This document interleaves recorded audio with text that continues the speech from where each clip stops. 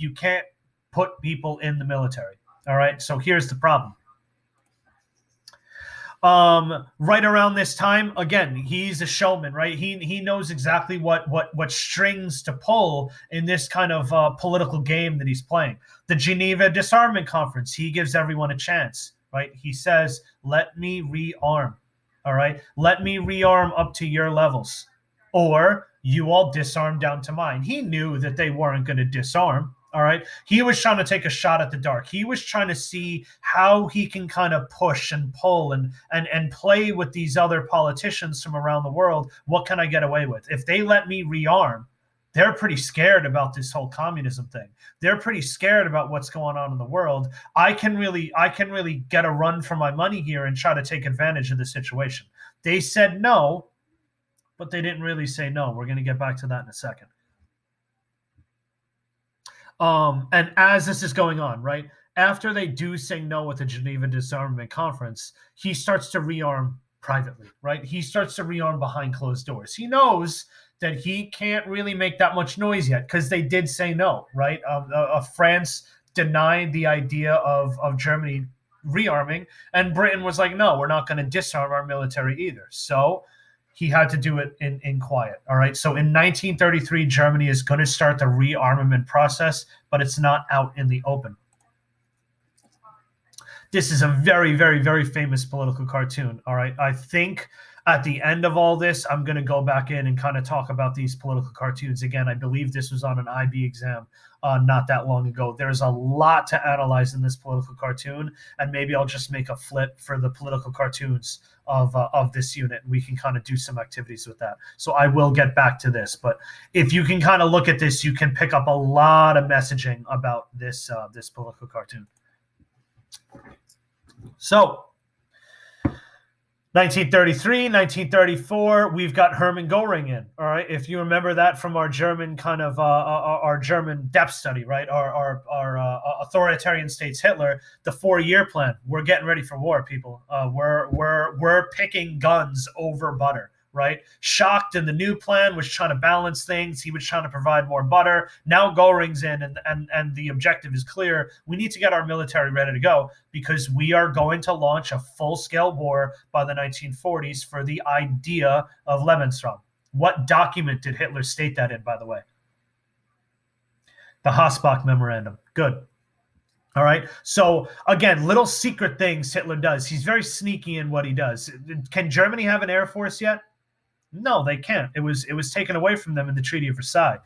So he creates a club called the German Gliders Club, where he teaches young men how to be pilots. All right, that is eventually going to evolve into the Luftwaffe, the German Air Force. He couldn't call it that yet, so he makes these social clubs, these social gatherings. The Hitler Youth is going to develop into the German military and train young men to become soldiers. So all these little things he does to skirt the rules very on. In 1934, he signs that non-aggression pact with Poland. We've talked about that in the past. The outward message, I'm not the bad guy, all right? Just give me my military. I'm not trying to use it. I'm trying to make a military to create jobs. And here is the big win for Hitler. We've talked about this already too, right here. The Anglo-German Naval Agreement. Oops, I clicked. The Anglo-German Naval Agreement, all right? I told you back at the Geneva Disarmament Conference, they say no. But then a year later, they're like, we said no then, but you're not our enemy, right? We talked about this already too. The real enemy in the eyes of Britain was communism and the Soviets, and they could not have a weak Germany. So the British are going to go behind their Stresa Pact allies, Italy and France, and they are going to allow Germany to start rearming. Only its navy at this point, but that's exactly what Hitler needed. All right, Hitler needed that clear-cut message that he could stretch the rules a little bit, that this Treaty of Versailles in Britain's eyes was a bad document. They said it from the get-go. It's a bad document. And Britain is still wearing kind of the pants in the relationship of Europe. All right. France is not strong enough to start a war. France is not strong enough to invade Germany. So Britain is going to pull these little political strings behind the scenes. Hitler knows that he can get away with a lot. All right. So the Anglo-German naval agreement is going to be huge in terms of Hitler's aggression in this whole not only rearmament process, but the 10 steps as a whole. He knows that he can get away with stuff because Britain's true fear is communism. All right. And he knows that Britain alienated its tracer allies in the naval agreement.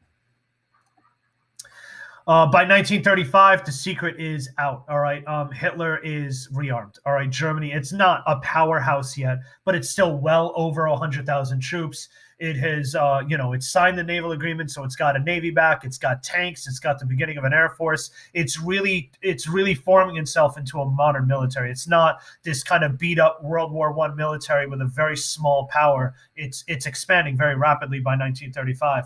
In 1935, he has something called the Freedom to Rearm Rally, where he marches the German military right down the main streets of Berlin, and he's trying to really clasp at that German nationalism once again and get people proud. All right. This had a lot of meanings. All right. Number one, he's showing the world that Germany is back. Number two, he's showing the German people, you put your faith in me, and it's well founded. Right. I promised that I would abolish the Treaty of Versailles, and here's the proof of that. We're back.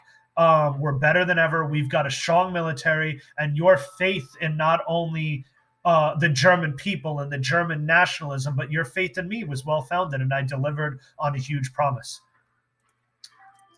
This is a picture of that Freedom to Rearm rally, right? The Germans are back. That German nationalism, that German faith in that one strong leader is well founded again, and he did a very good job of delivering on those promises.